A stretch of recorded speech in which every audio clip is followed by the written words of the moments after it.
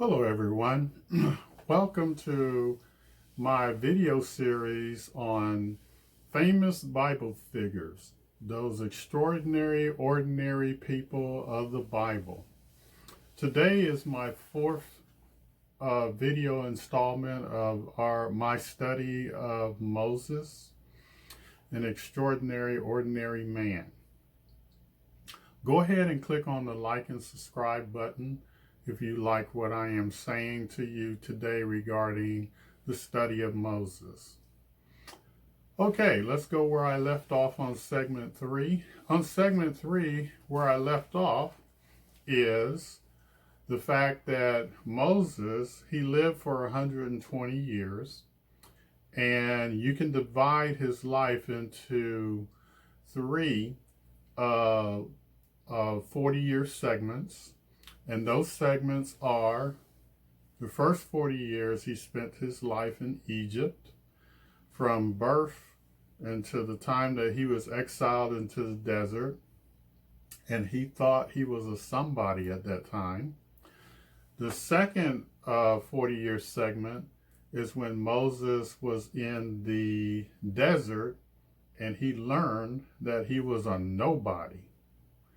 And then his last 40 years of his life was spent in the wilderness with leading the nation of Israel through the wilderness. And he discovered what God could do with a nobody. Okay. And so where we left off on our third video segment, on our third study of Moses, third video segment in our third segment regarding the study of Moses, is he murdered an Egyptian.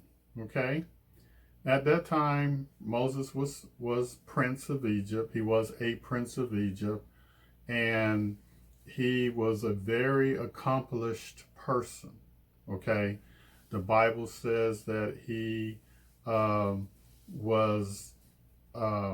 a lot of success in his words and actions. He was very wise in his words and his actions. Okay, so at that time Moses was pretty puffed up as a person, and he thought that at that time that he was going to be the deliverer of the Hebrews in Egypt, that he was going to lead the Hebrews out of Egypt without Jehovah God himself. He was going to do it alone. Okay? And the Bible also says that even though he thought that he was going to be the deliverer, that simply the people didn't understand. So after he murdered the Egyptian taskmaster that was treating one of the Hebrews very brutally, he looked here and there. He didn't see anyone at the time, and then he just killed that Egyptian taskmaster. Now, I'm thinking that Moses received a lot of training as far as warfare is concerned. You have to understand that at this point in his life, Moses was a very accomplished general. He helped Egypt win some battles before this time. He was known as very courageous and very intelligent. And so, and he was probably very powerfully built as a warrior. Remember, he was a warrior prince at that time, okay? And he was used to success. And he was tutored by the best in Egypt in warfare, in science, in mathematics, in history, in culture, and the arts and culture. So he was very well-rounded in his education, and he was very accomplished person. So he probably received some very in-depth training as far as warfare is concerned. The Bible does not specifically say exactly how he killed that Egyptian taskmaster, whether by sword, cut his throat, whether he strangled him to death. It just says that he looked here and there to see if there's anyone looking, and he simply killed the Egyptian taskmaster. Okay, the very next day, Moses, he rides out in his chariot in the very same area where he killed the Egyptian, and he saw two Hebrews fighting, and he broke up the fight. And so one of the Hebrew slaves says, well, who are you that you are our king? Who do you think you are that you're our king? Are you going to kill me just like you killed that Egyptian yesterday? And so that's when Moses sort of panicked, because he knew that he had been found out. Also, contributing to that, Moses thought that those Hebrews would appreciate the fact that he defended one of their brethren as far as being mistreated the day before, and he simply murdered that Egyptian. He thought that he was going to get a measure of respect and appreciation, but as it turned out, they didn't understand. And that's exactly what the Bible states, that they simply didn't understand what Moses was thinking. Okay? So in effect, Moses committed treason. And so he knew that Pharaoh was not going to stand for that and was going to be out to probably kill Moses. And thus began the second segment of Moses' life, the segment of the second 40. Now remember, Moses was 40 years old when this happened. And so thus began his second segment of his life in the desert, when Moses began to learn that he's really a nobody. So he fled. Okay? And so there's a lesson here that that I'm going to pause and get folks to understand. Here's the lesson. Without God, and you act alone in your own time, in your own wisdom, in your own strength, you don't get a lot accomplished. Consider this. Moses killed one Egyptian and failed to completely bury one man.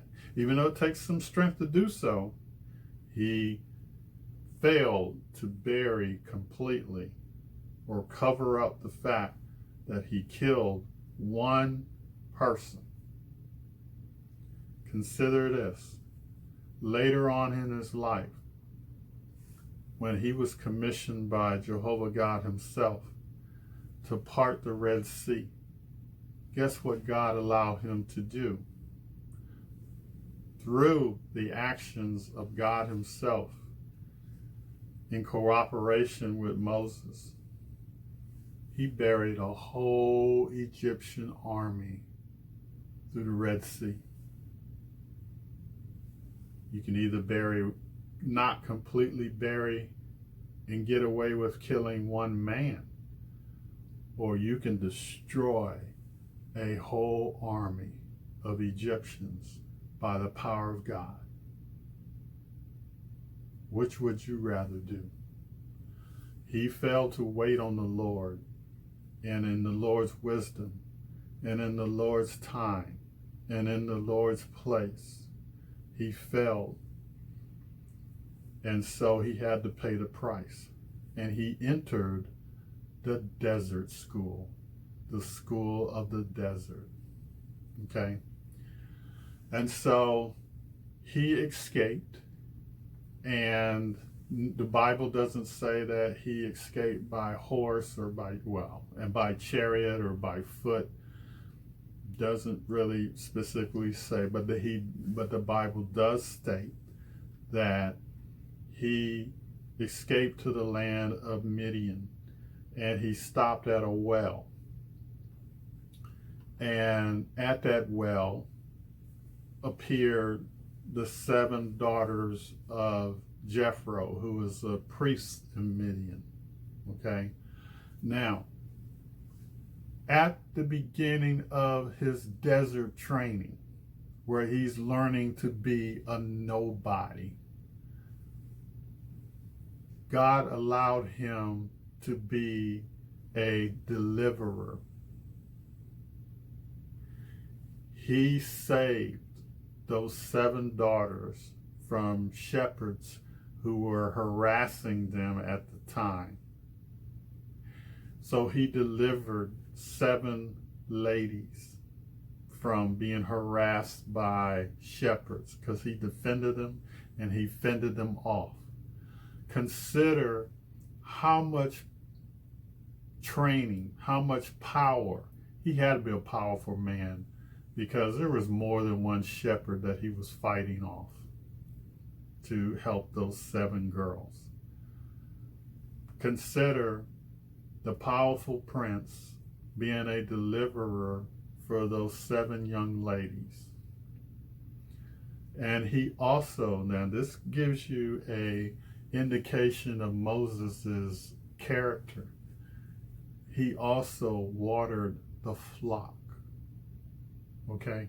Not only did he rescue those ladies, but he watered the flock. Okay? Later on, one of those 7 daughters he married, Zipporah, and they had their first child later on named Gershom. Okay? And so that really began Moses' life in the desert. His 40-year course in the desert, learning to be a nobody. Why is this important? Because as Christians, the Lord God, Jehovah, cannot use you unless you are broken. God can't use anybody that's puffed up with pride and have their own ideas on what is right and what is wrong. You have to be broken. And if he sees you as a person that's worth anything, he will send you to your own desert and allow you to have your own desert experience. There are really 4 main courses in Desert U, as we can call it. The first course is obscurity, where you learn that you don't matter. You're a nobody. You thought you were somebody, but you're nobody in the eyes of compared to everyone else, the eyes of God. You're nobody. You have to learn that. You're not all that anymore. Okay? Moses had to learn that. The second course in Desert U is solitude. Consider this. When I was traveling with my wife and we went to the Grand Canyon, you know, there's numerous places where you can drive and you can park your car, you can get out, and you can look at the north or south rim of the Grand Canyon and actually experience the beauty and majesty of the Grand Canyon. One day I got out of the car and my wife, she decided to stay near the car. I walked down a little path away from the car, and I just stood there and I just looked out among the south rim of the Grand Canyon. And let me tell you, all you can hear was that wind. I didn't hear any birds. I didn't hear any other animals. I didn't hear people because we were alone at the time. The silence was deafening. All you could hear was the wind. Some of you have experienced this. Some of you have been in a soundproof room and you can almost hear your heartbeat in that soundproof room. And the silence is deafening. You can hear nothing else.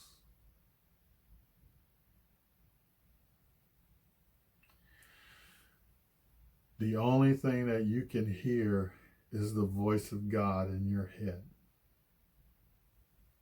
Your own thoughts, your own conscious. There's no music. You don't have an MP3 player or whatever. Nothing but the wind.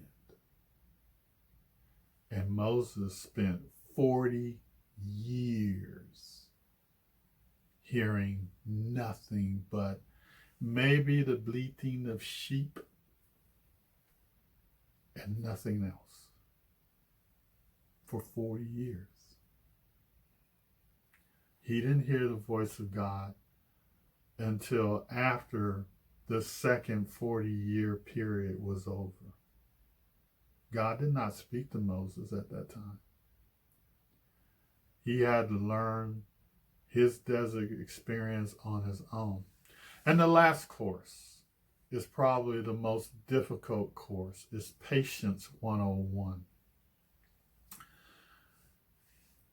Prisoners go through that. That's the hard part of being in prison, is that you have to learn patience because you are marking your time on earth.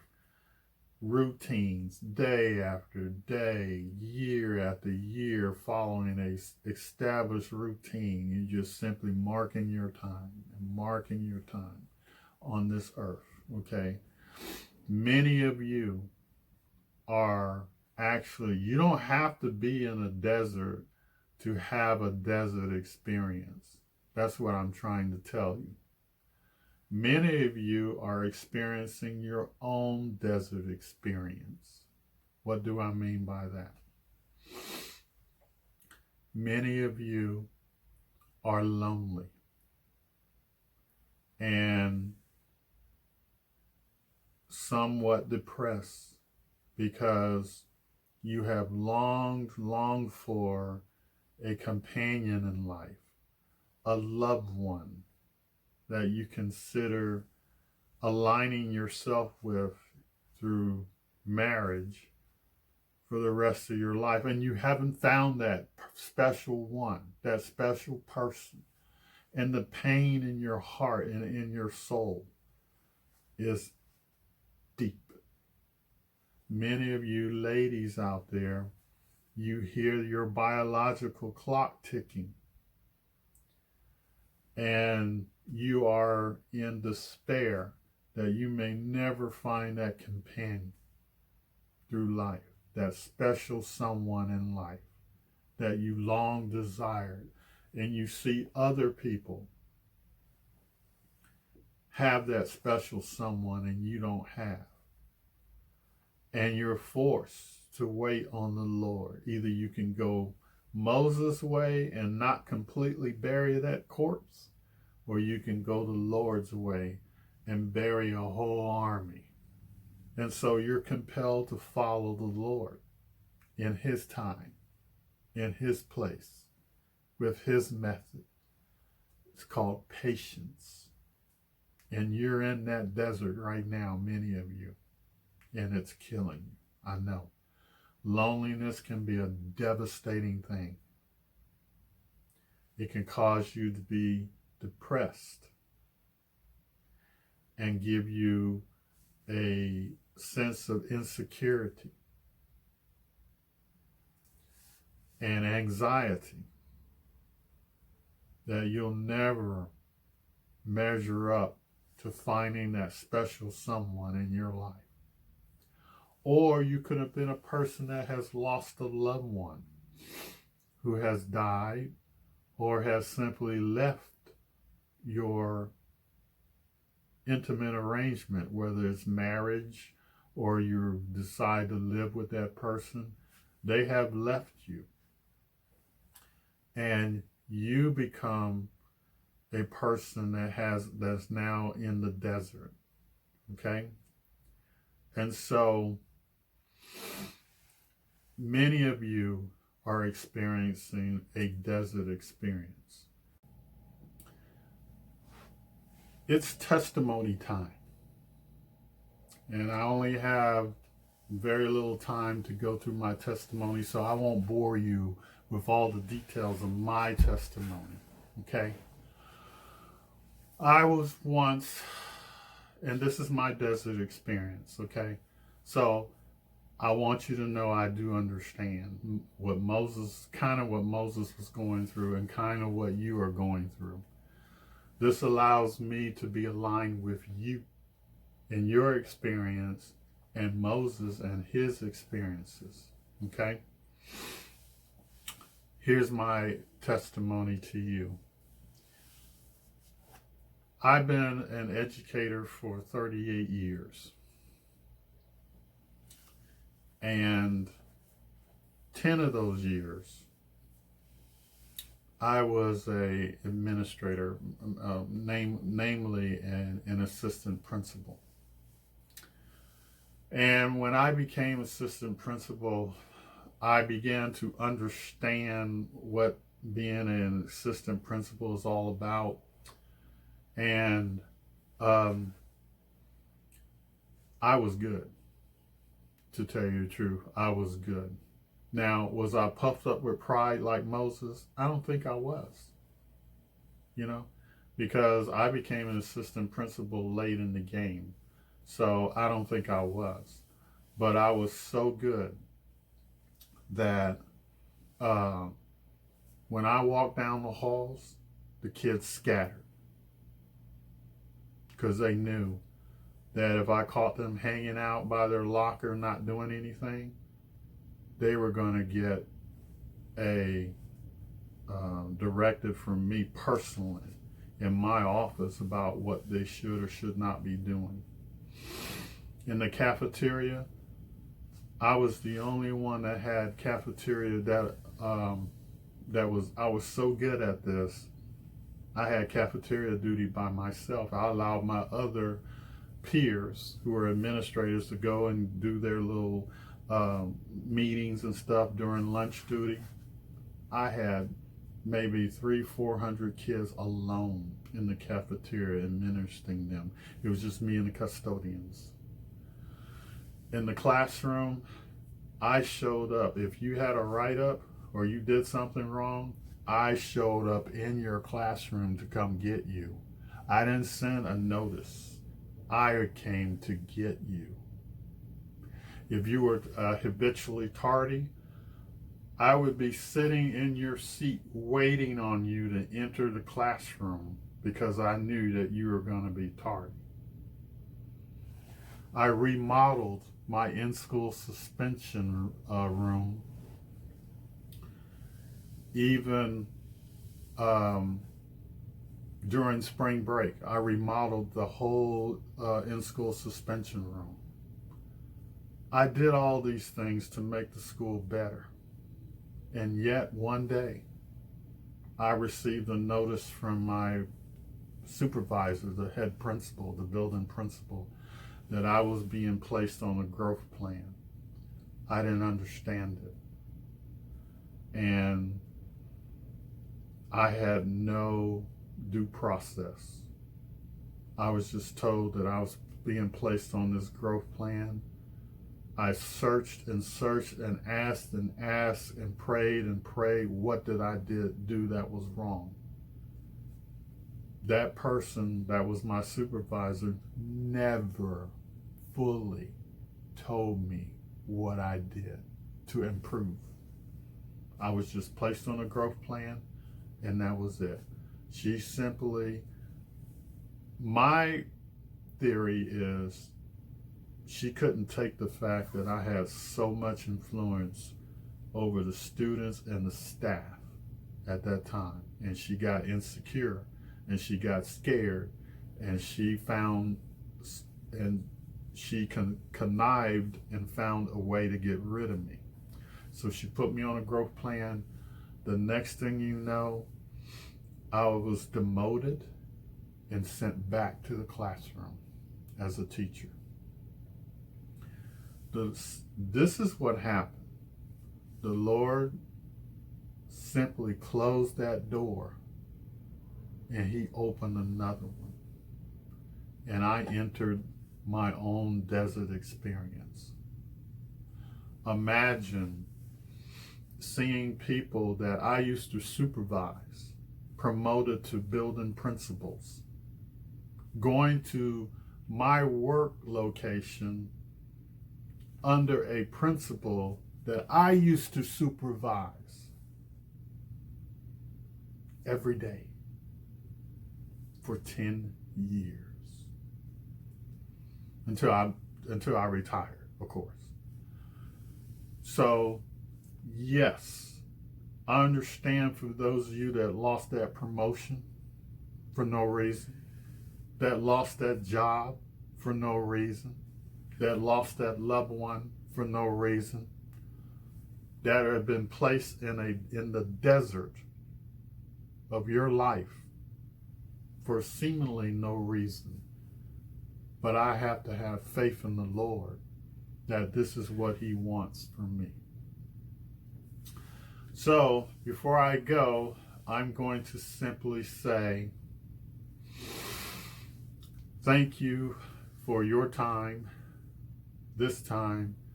Until next time,